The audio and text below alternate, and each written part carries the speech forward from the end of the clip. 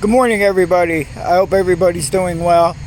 Today what we're going to be doing is we're changing this advanced casting on the front of the 1969 Gravely LI project. And in case you didn't see the last video, what happened was somewhere along the line here, this had a stud in here, which people use for like a guide stud to make it easier to put the attachments on. I wanted to do away with it, so I double nutted it and I went to take it out, and it seemed like it was never coming out unless you heated it up with a torch or something. But I must have put a stress on it. After I painted the mower deck, I slipped the mower deck back on the front, started tightening the bolts, and this one here snapped. So I think I'm partly responsible for the weakness of this. I'm not going to throw this advanced casting away, because I know it could be fixed. You need a drill press or whatever, so I'm going to hang on to it. So if I ever come across, a time when I'm going to need it, I'm just have to figure out who to send it to or whatever. I'll figure something out for it.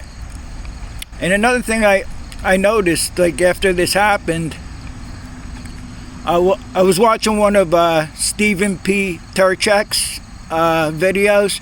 He has very good Gravely content, if you never watched them. He was talking about that, like older Gravely's, like this is a 1967. Well, it's a 1969 actually. The older ones had less mounting bolts. I think I remember him saying that they are different. I never knew that, so it was good. But the one that I just showed you here is off of 1967. It's off a parts Gravely I had. It's the only one I have, and it will fit. So we're going to go ahead and disassemble this. I'll probably just show you the disassembly of it, how I disassemble it. We'll see what happens. We'll see how long the video takes. So we're going to get started on it right now. Okay, so the first thing I'm going to do is I'm going to take off the air cleaner housing here, so we can get to this bolt easy. Because what I'm going to do is I'm going to loosen up the handlebars, and I'll show you why in a second.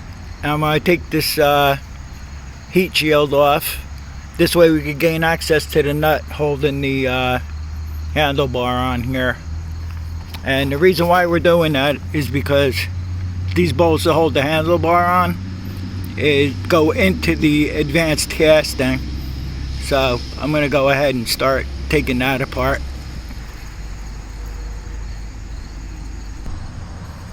Okay, so I'm going to begin by removing the head bolts here that hold this heat shield on.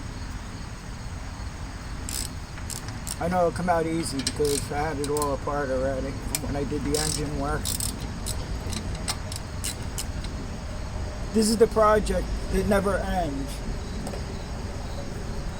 I think it's the most problems I've ever ran into building these.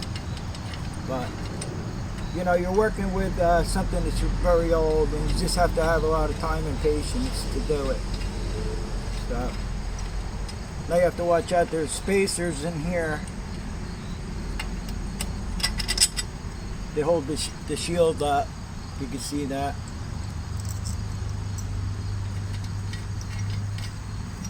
So we'll get this out of our way here.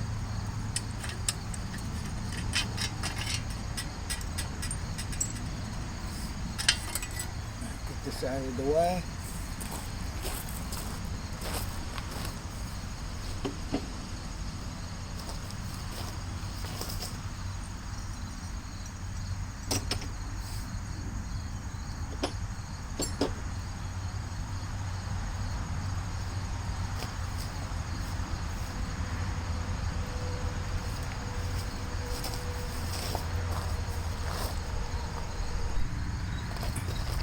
Okay, so between the handle here and the hood, in between here is a washer. If you don't use the washer, in between the handle and the hood here, what'll happen is you won't be able to easily open and close the hood. So just to let you know, so that washer in between has to be in there. So I'm going to go ahead and take both of these off. I'm going to move the handles off to the side, and then we'll go get with taking the advanced casting off.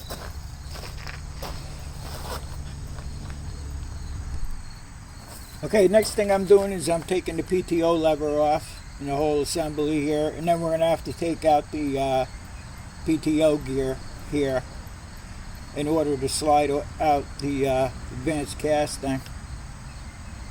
So we're going to have to take this bolt out here first.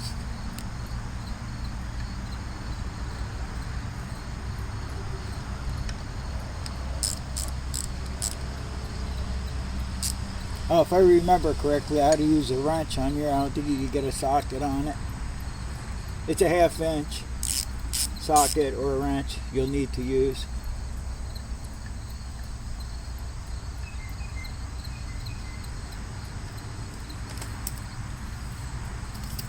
This is the spacer I was having a problem on when I was changing out the PTO lever and gear on one of my videos here.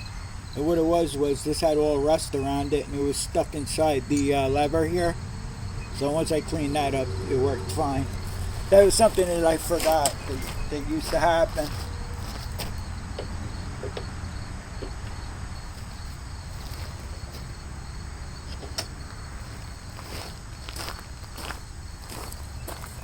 So you've seen this before. I'm just gonna remove that, and then we'll get to unbolting the advanced casting. Okay, so I removed everything from the PTO assembly here, and I loosened all the bolts holding the advanced casting on, which they all broke loose pretty good, pretty easy.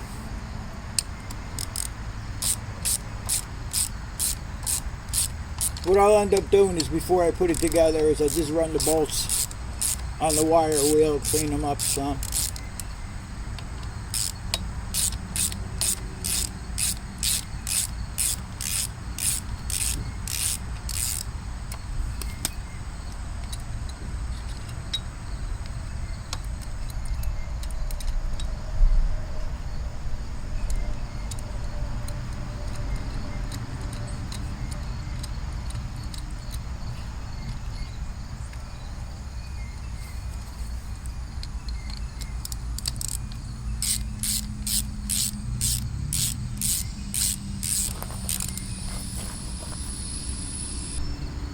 Okay, after you make sure you have all the bolts out, we'll just take and we'll gently just tap this thing here. Just pull it off here. I'm not going to have a gasket for this.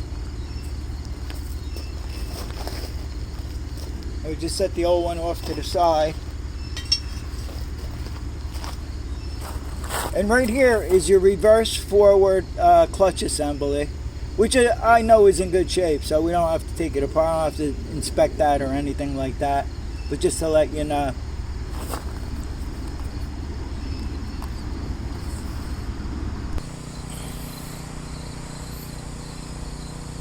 Okay, had I been a little more careful taking off the housing here, I probably could have saved that gasket.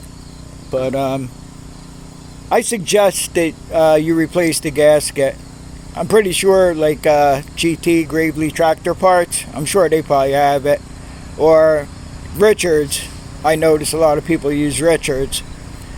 I use this silicone, Permatex silicone gasket maker stuff. I mean, I've never had any leaks after using this, but I do strongly suggest you replace the gasket. Okay, so I've cleaned up the bolts, and now we're going to stick the advanced casting back on. I'm going to bolt everything up, put everything together. I'll put the mower deck back on it, and I'll let it sit overnight. Give the gasket maker, the RTD, a chance to dry.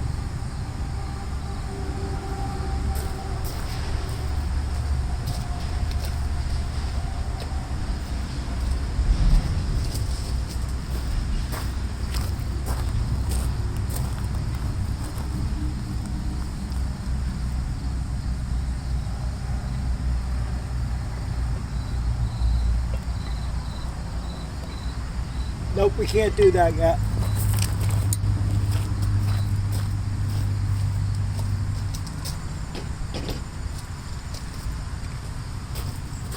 I have to make sure our surface on the tractor is clean.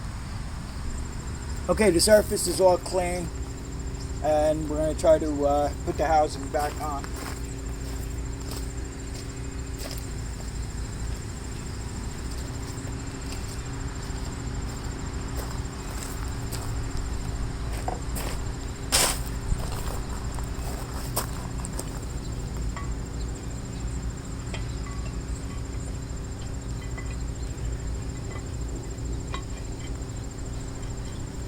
It just slides right on, just as easy as that.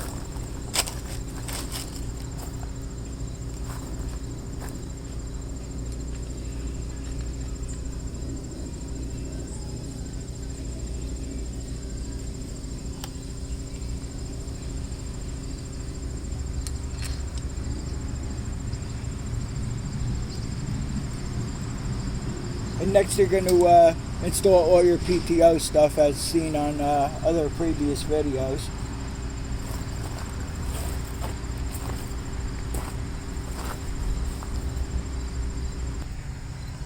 Okay, I tightened up all the bolts. If you feel better about torquing the bolts, you can look up the Gravely manual.